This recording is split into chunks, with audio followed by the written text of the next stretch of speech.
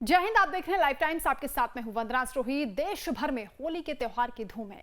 रंगोत्सव को लेकर बड़ा उत्साह लोगों में देखा जा रहा है, लेकिन इस बार होली में रंग में भंग पड़ सकता है। जी हां, ये इसलिए कहा जा रहा है क्योंकि चंद्र ग्रहण पड़ने वाला है और इसका समय क्या होगा, इसके शुभ और अशुभ पहलुओं को लेकर भी हम बातचीत करेंगे। और होली के दिन चंद्र ग्रहण होने से किस तरह का प्रभाव रहेगा। हमारे साथ स्टूडियो में इस वक्त मौजूद हैं एस्ट्रो संगिनी।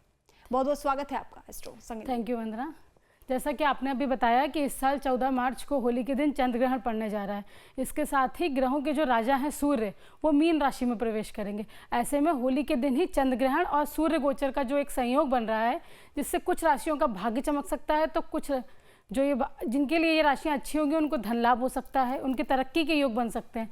तो वहीं ये जो पूरा ट्रांजिट है, दो जो बड़े ग्रह हैं, उनकी जो मूवमेंट है, उससे एक बहुत कुछ नेगेटिव असर भी कुछ राशियों पर पड़ने वाला है। तो आज हम उन्हीं की बात करेंगे। बिल्कुल। और चंद्र ग्रहण के बारे में अगर हम बात करते हैं तो उससे पहले मुझे आप ये बताएं कि आखिर ज्योतिष में चंद्रमा को इतना महत्व क्यों दिया जाता है। और क्योंकि ये खगोलीय घटना होती है, लेकिन इसका आध्यात्मिक और धार्मिक भी महत्व होता है। बिल्कुल, चंद्रमा के बारे में जैसे आपने बात की है, तो मैं आपको बता दूं, ये बहुत ही सही सवाल किया है आपने।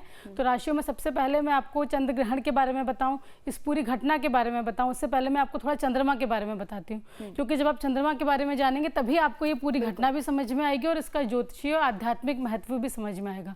तो चंद्रमा की मैं बात करूँ तो चंद्रमा का मनुष्य के जीवन पर पड़ने वाला प्रभाव, उसके बारे में बता दूँ। चंद्रमा के बिना ज्योतिष की कल्पना भी नहीं की जा सकती। ज्योतिष में चंद्रमा को जल तत्व माना जाता है।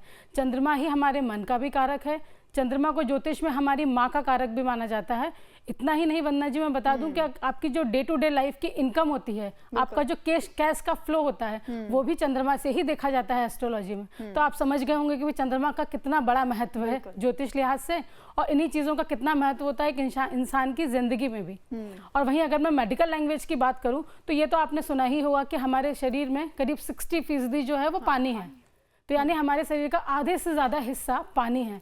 तो आप ये समझिए कि उसे कौन कंट्रोल कर रहा है। अगर चंद्रमा पानी है और हमारे बॉडी में आधे से ज्यादा, तो हमारी आधे से ज्यादा बॉडी को तो चंद्रमा ही कंट्रोल कर रहा है। तो फिर इसका प्रभाव कितना होगा, ये भी सोचने वाली बात है। और वहीं अब अगर ग्रहण की बात करें तो ग्रहण क्या होता है पहले ये जान लीजिए, तब तो आप समझ पाएंगे कि ग्रहण का असर क्या है। ग्रहण यानी कि जब एक ग्रह को दूसरा ग्रह ढक देता है, उसकी रोशनी कम हो जाती है, तो ये जो ढकने की पूरी घटना है, ये ग्रहण कहलाती है। तो ऐसे में जब सूर्य और चंद्रमा के बीच पृथ्वी आ जाती है, तो सूर्य की जो रोशनी है वो चंद्रमा तक नहीं पहुंच पाती, जिसे हम चंद्र ग्रहण कहते हैं। बिल्कुल। तो ऐसे में जब ये हो रहा है कि सूर्य की रोशनी चंद्रमा तक नहीं पहुंच पाती है, तो फिर उसका जो प्रभाव पड़ता है वो ऑब्वियसली नीचे जब रोशनी नहीं आ पा रही है वो सही ढंग से, तो इसका प्रभाव पड़ेगा ही इंसानी जिंदगी पे। ये तो हो गई साइंटिफिक बात। अब अगर मैं से ज्योतिष के लिहाज से आपको समझाऊं या एक आम आदमी के हिसाब से समझाने की कोशिश करूं मैं, कि चंद्रमा के लिए सबसे पहले हम पूर्णिमा और अमावस्या की बात करते हैं। पूर्णिमा जब फुल मून नाइट कही जाती है, तो अगर आपने पढ़ा हो, देखा हो कि पूर्णिमा जब भी आती है, जब समुद्र में लहरें बहुत ऊपर तक उठने लगती हैं। बट कभी आपने सोचने की कोशिश की है कि ऐसा क्यों होता है? क्यों समुद्र की जो लहरें हैं वो अचानक एक दिन इतनी तेजी से ऊपर तक उठती हैं? वो है चंद्रमा की पावर। क्योंकि चंद्रमा आप जैसे हैं उसे प्रबल करने की ताकत रखता है। इसलिए पूर्णिमा के दिन जो लहरें चलती हैं सामान्य, वो बहुत ऊंची उठ जाती हैं। इसे ऐसे समझ लीजिए कि अगर मान लीजिए पूर्णिमा के दिन आप अपने जीवन में उस समय किसी प्रेम की भावना से भरे हैं, खुशी की भावना से भरे हैं, तो पूर्णिमा के दिन आप सारा दिन वो प्रेम और वो खुशी का जो अनुभव है उसे महसूस करेंगे। आपके अंदर वो जो फील है वो अपने चरम पर होगी। बिल्कुल। क्योंकि चंद्रमा क्या कर रहा है, चंद्रमा उस दिन अपने फुल पावर में है, तो वो उस पावर को और ज्यादा बढ़ा दे रहा है। यानी नेगेटिव होगा तो नेगेटिव। हाँ जी। वहीं अगर आप मान लीजिए नेगेटिव हैं, उस दिन किसी बात से नाखुश हैं, किसी बात से इरिटेट हैं, तो आप अगर इसे फील करेंगे तो आप उस दिन ज्यादा नाखुश होंगे। कई बार ऐसा होता नहीं लाइफ में कि हम बिना किसी बात के बहुत खुश महसूस करते हैं, बिना किसी बात के बहुत नेगेटिव महसूस करते हैं। तो ये सब जो होता है ये ग्रहों की चाल से ही होता है, जिससे सामान्य जीवन में हम समझ नहीं पाते। हमें ये तो पता होता है कि आज मूड बहुत अच्छा है, क्यों अच्छा है पता नहीं, या आज यार बिना बात के ही बहुत इरिटेशन हो रही है, बट क्यों हो रही है? क्योंकि आपको पता नहीं है कि आपके आसपास जो ये जो घूम रहे हैं ग्रह, यही आपको पूरी तरीके से कंट्रोल कर रहे हैं, पर कोई इस चीज को समझता नहीं है। क्योंकि सामान्य जीवन में हम इतना ध्यान ही नहीं दे पाते, हम अपने नौकरी में, अपनी चीजों में इतना बिजी रहते हैं कि कभी रुक के सोचते ही नहीं है कि आखिर ऐसा क्यों हो रहा है। तो ये उसी वजह से है। और साथ ही मैं आपको बता दूं कि ये उन लोगों के साथ ज्यादा होता है जिनकी कुंडली में चंद्रमा बेहद खराब स्थिति में होता है, जिससे कह लीजिए वो वीक होता है।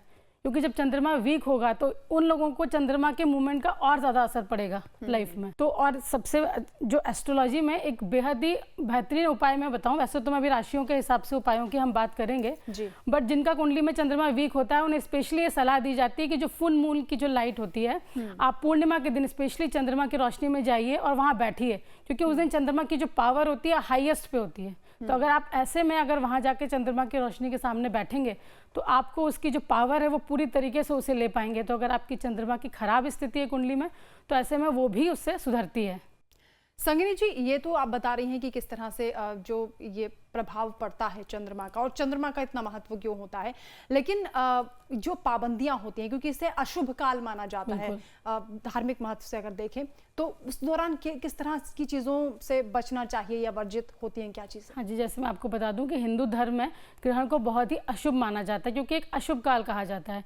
इस दौरान कहा जाता है कि शुभ कार्य जैसे विवाह हो गया, गृह प्रवेश हो गया, किसी भी तरीके की पूजा करने की मनाही होती है। आपने देखा होगा कि जो ग्रहण होता है उस दौरान मंदिरों के द्वार भी बंद कर दिए जाते हैं। ऐसे में लोग खाना जो होता है भोजन वो भी नहीं ग्रहण करते हैं। घर में जो खाने पीने का सामान होता है उसमें हम तुलसी की पत्ती, आपने देखा होगा आपकी नानी दादी माँ ये काम करते हैं कि तुलसी डाल के रखते हैं ताकि उसका नेगेटिव असर हमें ग्रहण का जो भोजन में ना जाए। और उसके बाद ये भी परंपरा होती है कि जब ग्रहण समाप्त हो जाता है तो पूरे घर को धोया जाता है, खुद स्नान किया जाता है, शुद्धिकरण। क्यों? क्योंकि उसका जो नेगेटिव इम्पैक्ट है वो कहीं से भी हमारी बॉडी पे, हमारे मन पे ना पड़े। इसीलिए ये पूर्वज जो हमारे थे, जो हमारे बूढ़े बुजुर्ग थे, वो इन चीज़ों को जानते थे, तो वो इन चीज़ों का प्रिकॉशंस रखते थे।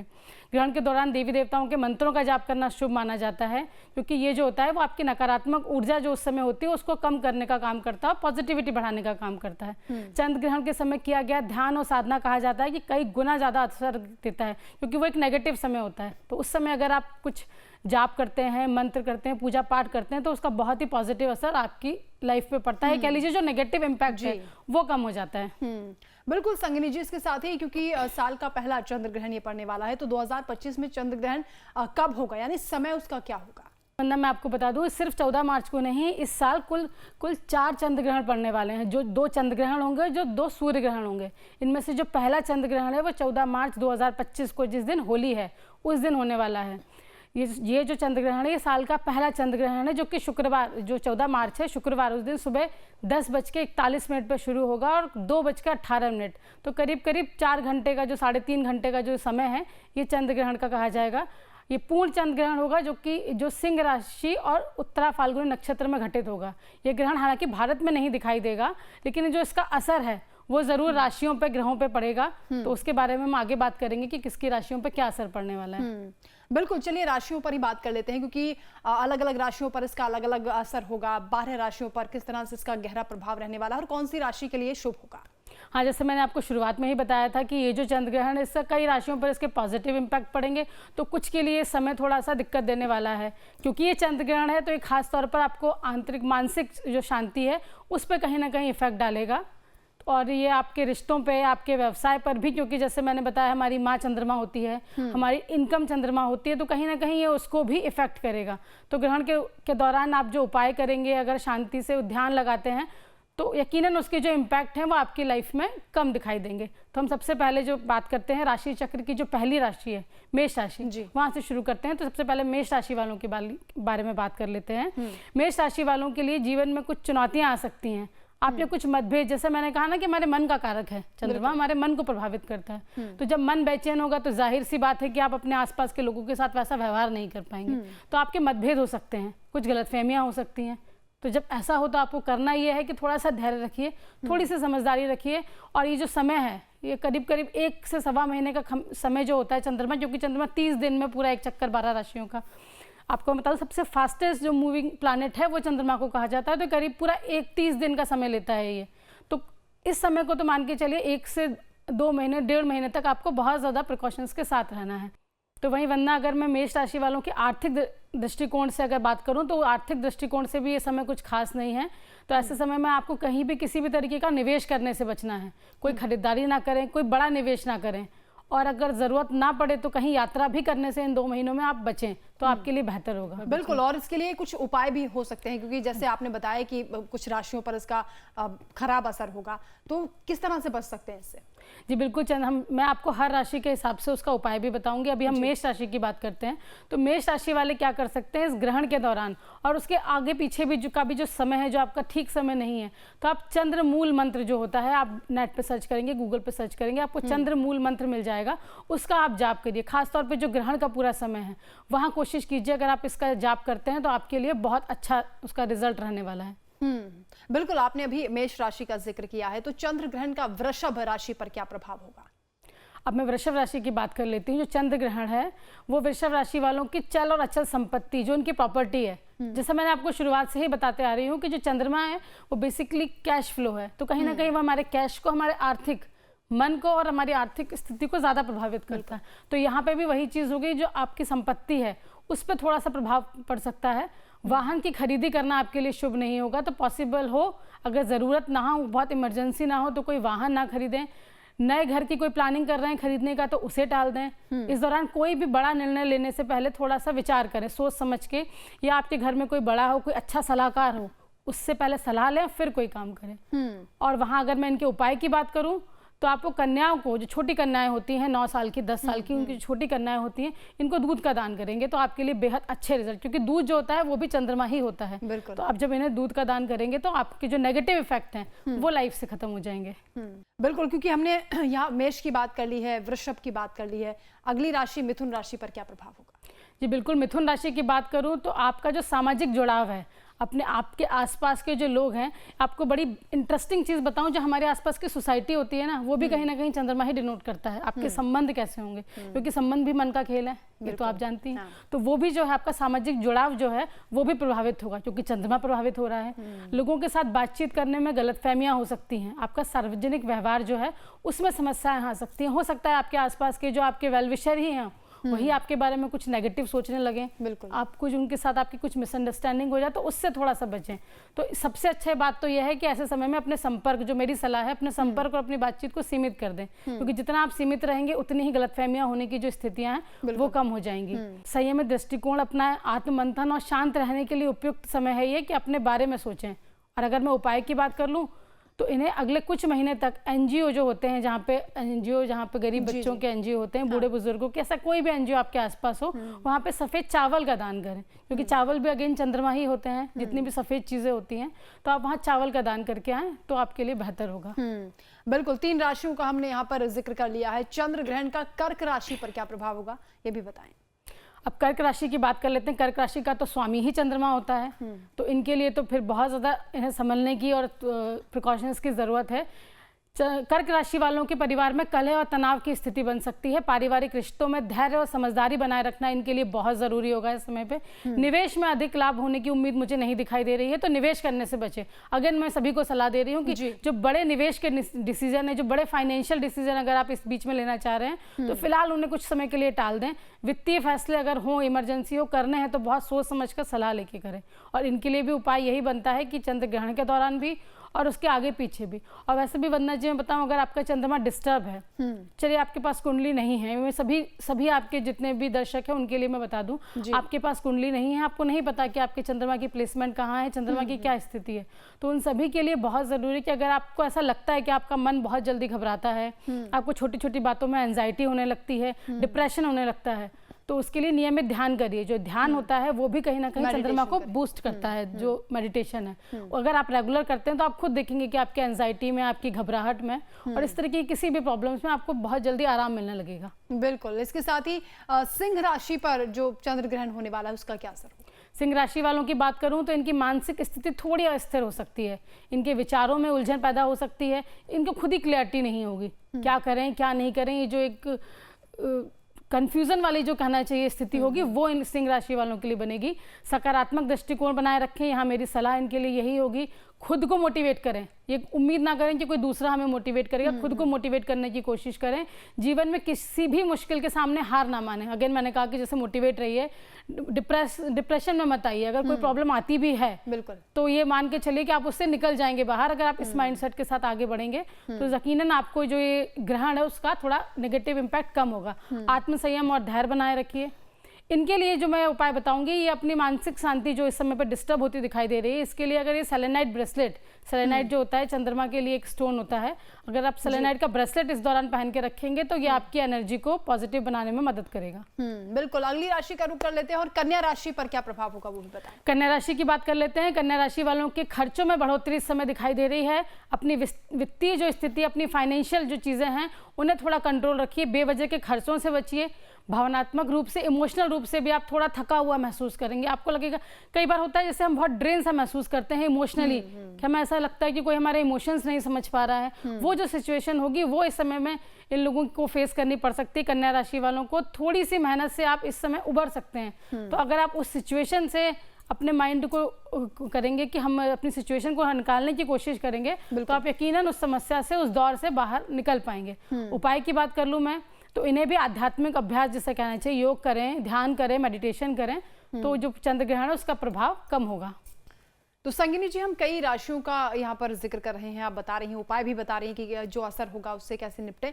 चंद्र ग्रहण का जो तुला राशि पर असर होगा, क्या प्रभाव होगा उसका बताएं। जी, अब तुला राशि की अगर बात करें तो आर्थिक लाभ और मित्रों से जो समर्थन में कुछ रुकावटें आ सकती हैं। ज़्यादा पार्टी करने, ज़्यादा गेट टुगेदर करने से, या मैं कहूँ कि सामाजिक रूप से जो सक्रिय रहने वाली बात है, यहाँ पे भी वही है कि अब उनसे थोड़ा सा बचें। आत्ममंथन करें, आत्मचिंतन करें, खुद के लिए समय निकालें, खुद को समय दें। दोस्तों यारों में इधर उधर घूमने से, पार्टी करने से थोड़ा सा बचेंगे तो इनके लिए ठीक होगा। और उपाय की बात करूँ तो ओम नमः शिवाय की ये माला करें, ग्रहण के दौरान भी और ग्रहण के बाद भी लगातार 1 महीना, सवा महीना आप ओम नमः शिवाय की जब जाप करेंगे तो आपको उसका नेगेटिव इम्पैक्ट आपकी लाइफ से ज़रूर कम होगा। इसके अलावा ये राशि तो मेरी खुद की राशि है, तो वृश्चिक राशि का क्या प्रभाव होगा? बिल्कुल बता देती हूँ। वरना वृश्चिक राशि की बात करें तो अपने दुश्मनों से सावधान रहने की ज़रूरत है आपको। और आपके कार्यों को कुछ लोग चुनौती देने की इस बीच कोशिश करेंगे। जैसे मैं कह रही हूँ कि दुश्मन, तो हो सकता है कुछ नए दुश्मन भी इस बीच आपके पैदा हो जाएं, जो आपके कार्य को चुनौती देंगे।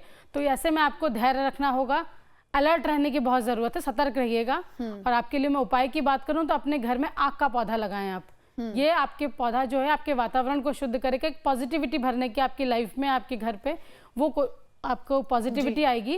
और आपके लिए कार्यों में, कार्य क्षेत्र में, जैसे मैं कह रही हूँ कि आपके लिए कुछ दुश्मन जो पैदा हो सकते हैं, तो उनमें आपको सफल बनाने में, आपके रास्ते खोलने में, जिन्हें रास्तों को ब्लॉक करने की कोशिश कुछ लोग करेंगे, उसमें ये आपकी बहुत हेल्प करने वाला है।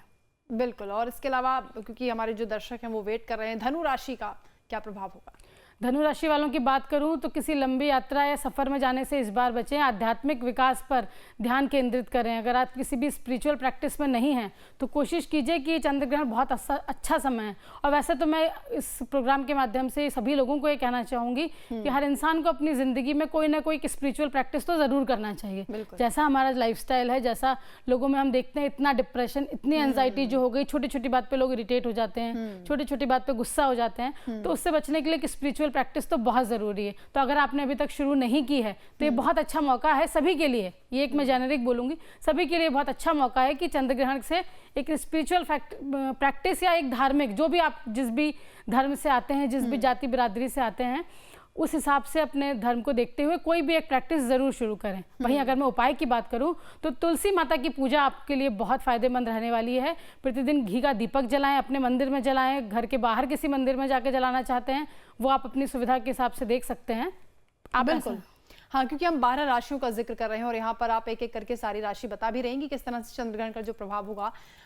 मकर राशि पर इसका क्या प्रभाव होने वाला है? मकर राशि वालों की बात करूं तो इस समय में कुछ अप्रत्याशित, कुछ अनहैपनिंग सी घटनाएं जो अचानक से आपकी ज़िंदगी में होंगी, वैसी कुछ घटनाएं हो सकती हैं। अचानक कोई बड़ा बदलाव हो सकता है ज़िंदगी में, फिर वो चाहे करियर के लिए हो या आपकी पर्सनल लाइफ में हो, रिलेशनशिप में हो, कुछ बदलाव आपको हो सकते हैं। आंतरिक उथल पुथल का समय जिसे कहना चाहिए ना, बहुत विचारों का जो फ्लक्चुएशन है वो आपके इस समय पे देखने को महसूस हो सकता है। अपने अनुभव और नए दृष्टिकोण, क्योंकि जब ये फ्लक्चुएशन होगा, कोई भी चीज़ जब हमारी ज़िंदगी में घटित होती है तो उसका पॉजिटिव नेगेटिव इम्पैक्ट हमारे अंदर होता है। तो वो जो दृष्टिकोण है, लेकिन अगर आप उसको पॉजिटिव रखेंगे तो उस घटना से आप कुछ पॉजिटिव ले पाएंगे। यहाँ पे भी अगेन मैं कहूँगी कि आंतरिक विकास और मानसिक परिवर्तन पर ध्यान केंद्रित करने के लिए बहुत अच्छा समय है आपके लिए। क्योंकि जब भी कोई नेगेटिविटी आती है वंदना जी अपनी लाइफ में जी, तो अगर आप देखें तो हर नेगेटिव चीज़ अपने साथ कुछ ना कुछ पॉजिटिव तो ज़रूर लेके आती है। तो अगर इस समय में आपके साथ कुछ नेगेटिव घटता भी है तो स्पेशली जो मकर राशि वाले हैं उनके लिए मैं यही कहूँगी कि अगर कुछ नेगेटिव होता है तो उसके अंदर पॉजिटिव क्या है ये देखने की आप कोशिश करेंगे तो ये समय काटना आपके लिए आसान होगा। एक्चुअली एस्ट्रोलॉजी करती क्या है, एस्ट्रोलॉजी यही करती है। कोई अगर एस्ट्रोलॉजर आपसे ये कहता है कि मैं आपको बस, आप कल ऑटो रिक्शा चलाते थे और कल मैं आपको करोड़पति बना दूंगा या आपकी लाइफ को एकदम 360 डिग्री घुमा दूंगा, वो संयोग कह सकते हैं, लेकिन मैं ये एक दावा करें कि हम ऐसा कर देंगे, ऐसा होता नहीं है। बिल्कुल, ये आपको गाइड कर सकती है। जैसे आज हम अपने दर्शकों को बता रहे हैं कि आपकी ये राशि है तो आप ये प्रिकॉशंस ले लीजिए ताकि उसका इम्पैक्ट कम हो और आप पॉजिटिव हो सकें। बिल्कुल, लेकिन हम ये कहें कि पूरे इम्पैक्ट ही खत्म हो जाएंगे तो वो कहना थोड़ा सा गलत होगा। अब हम इनके उपायों की बात कर लेते हैं। तो सोमवार को किसी मंदिर या धार्मिक स्थान पर जाकर शिवलिंग पे ये दूध चढ़ाएं, इनके लिए अच्छे रिजल्ट होंगे, महादेव कृपा करेंगे। बिल्कुल। इसके साथ ही क्योंकि चंद्र ग्रहण 2025 का जो कुंभ राशि पर असर होगा उसका भी प्रभाव आप हमारे दर्शकों को बताएं। कुंभ राशि वालों की बात करूं तो जीवन साथी के साथ इनकी कुछ गलतफहमियां हो सकती हैं। आपके जो पार्टनर हैं, चाहे फिर आप मैरिड हो या अनमैरिड हो, आपके जो पार्टनर है, लव वंस हैं, उनके साथ आपको कुछ दिक्कतों का सामना करना पड़ सकता है। समस्याओं को शांतिपूर्वक ढंग से, अगेन मैं आपने देखा होगा कि हर राशि वालों को मैं यही कह रही हूँ कि शांत रहिए, क्योंकि ये चंद्रमा ही आपको फ्लक्चुएट करेगा, आपको परेशान करेगा, आपके विचारों को, आपके मन को बहुत परेशान करेगा। तो शांति से आप इस समय को काटेंगे तो आपके लिए बहुत अच्छा होगा। नया व्यवसाय, समझौता, कोई साझेदारी करना चाहते हैं, क्योंकि यहाँ मैंने पार्टनर की बात की है, तो पार्टनर सिर्फ लाइफ पार्टनर नहीं होता, आपके बिजनेस पार्टनर हो सकते हैं। आप ऑफिस में काम करते हैं तो आपके जो कलीग हैं वो भी कहीं ना कहीं आपके पार्टनर ही हो जाते हैं, क्योंकि हम उनके साथ एक बहुत लंबा समय बिताते हैं, टीममेट्स हो जाते हैं। तो इन लोगों के साथ भी किसी भी तरीके की साझेदारी, किसी बिजनेस में है ना, तो आप उनके साथ ऐसा कुछ भी मनमुटाव हो सकता है, तो उस पर थोड़ा सा ध्यान रखें। उपाय की बात कर लेते हैं। तो भगवान शिव की कृपा पाने के लिए प्रतिदिन एक बार शिव चालीसा का पाठ जरूर करें, क्योंकि जो चंद्रमा है उसके जो भोलेनाथ होते हैं वो चंद्रमा के स्वामी माने जाते हैं। तो अगर चंद्रमा की प्रॉब्लम होती है तो भोलेनाथ का पूजन करने से भी, शिवलिंग को जल चढ़ाने से भी ऐसा कहते हैं कि चंद्रमा के जो बैड इफेक्ट हैं, जो पूरे प्रभाव हैं, उनको कम किया जा सकता है। तो आप यहाँ पे शिवलिंग की पूजा करें। और सही कहा आपने, उपाय जो आप बता रही हैं शिव जी को प्रसन्न करें, क्योंकि शिव जी ने अपनी जटाओं में धारण किया हुआ है। मीन राशि पर इसका क्या प्रभाव होगा? चलिए अब आखिर में मीन राशि की बात कर लेते हैं। तो मीन राशि को जो इनके गुप्त शत्रु हैं, जो छिपे हुए शत्रु हैं, वो इस बीच निकल के आ सकते हैं और आपको परेशान कर सकते हैं। तो ऐसे समय में आपके लिए यही टिप होगी मेरी कि सतर्कता बरतने की ज़रूरत है, सतर्क रहें, किसी पर भी आंख बंद करके बिल्कुल भरोसा ना करें, अपने व्यक्तिगत रहस्यों को अपने तक ही रखें, सीमित रखें। क्योंकि मैं कह रही हूँ कि जो क्योंकि आपको पता नहीं, हो सकता है कि आपके जो दोस्त हैं उसी के भेष में आपके दुश्मन छुपे हों, तो इसलिए ऐसे समय पे अलर्ट रहिए। देखिए कि जिससे आप बात कर रहे हैं, जिसे आप अपनी पर्सनल चीज़ें शायद बता रहे हैं, वो बताने लायक है भी या नहीं। और इन लोगों की अगर मैं उपाय की बात करूँ तो इन्हें अंगूठी, जो चांदी की अंगूठी होती है, मोती, वो धारण करेंगे तो इनके लिए बहुत ही शुभ रहने वाला है। संगिनी जी, हमने अलग अलग राशियों का जिक्र किया यहाँ पर और उनके उपाय भी आपने बताया कि अगर चंद्र ग्रहण का असर होता है, बुरा प्रभाव पड़ता है, तो कैसे उससे बच सकते हैं। लेकिन कुछ लोगों को अपनी राशियां पता नहीं होती हैं, कुंडलियां बनी नहीं होती हैं, तो जेनरिक अगर हम जाने कि उपाय क्या हो सकते हैं उनके लिए? जी बिल्कुल, आप सही कह रहे हैं, क्योंकि ऐसे बहुत सारे लोग होते हैं जिन्हें पता ही नहीं है कि कुंडली क्या है, उनके ग्रह कहाँ हैं, उनका कैसा इफेक्ट है। और सभी तरीके के दर्शक आपके यहाँ होंगे जो नहीं बिलीव भी करते होंगे शायद, लेकिन अगर वो करना चाहें तो मैं उनके लिए कुछ जेनरिक उपाय बताऊंगी जो राशि के हिसाब से तो आप कर ही सकते हैं, लेकिन अगर आप नहीं पता है तो आप इन जनरल उपाय को भी करेंगे तो चंद्रमा कैसी भी स्थिति में आपकी कुंडली में वो आपको तो ये ग्रहण के नेगेटिव इंपैक्ट नहीं देगा, प्लस कुछ पॉजिटिव आपके लिए करके जाएगा। तो सबसे पहले जैसे हम बात करते हुए आ रहे हैं कि चंद्रमा के जो स्वामी है भोलेनाथ, आप ओम नमः शिवाय का जाप करिए, आपको कुछ नहीं करना है, आप वो कर लीजिए। चंद्रमा के जुड़े हुए कई सारे मंत्र होते हैं, उनको आप नेट पे सर्च कर लीजिए। उनका सबसे मेन चीज़ है कि उनके जो प्रोनाउंसिएशन होता है, मंत्र आपको नहीं अगर पढ़ पा रहे हैं तो आप फिर ओम नमः शिवाय कीजिए। लेकिन अगर आप कर सकते हैं, आपके आसपास कोई बूढ़े बुजुर्ग हैं, कोई ज्योतिषी हैं, कोई पंडित हैं, उनसे पूछ के जब भी कोई मंत्र करें, तो मंत्रों को करने के लिए बहुत ज़रूरी है कि उनका जो प्रोनाउंसिएशन होता है, उनका जो उच्चारण होता है, वो बिल्कुल करेक्ट होना चाहिए।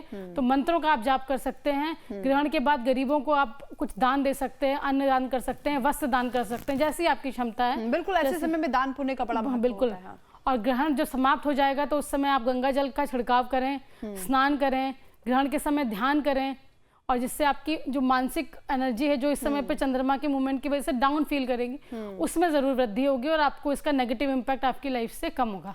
बिल्कुल। तो चंद्र ग्रहण कैसे रंग में भंग डाल सकता है और कैसे कुछ उपाय करके हम चंद्र ग्रहण के बुरे प्रभावों से बच सकते हैं, ये एस्ट्रो संगिनी ने हमारे दर्शकों को बहुत अच्छे से बताया है। बहुत बहुत शुक्रिया आपका संगिनी जी हमारे साथ जुड़ने के लिए और ये तमाम जानकारियां देने के लिए। होली के दिन खूब धूमधाम से आप अपनी होली खेलिए, खूब रंग गुलाल उड़ाइए और चंद्र ग्रहण से अगर कोई प्रभाव पड़ता भी है तो जो उपाय एस्ट्रो संगिनी ने हमें यहाँ पर बताए हैं उन्हें आप करके इन बुरे प्रभावों से आप बच सकते हैं।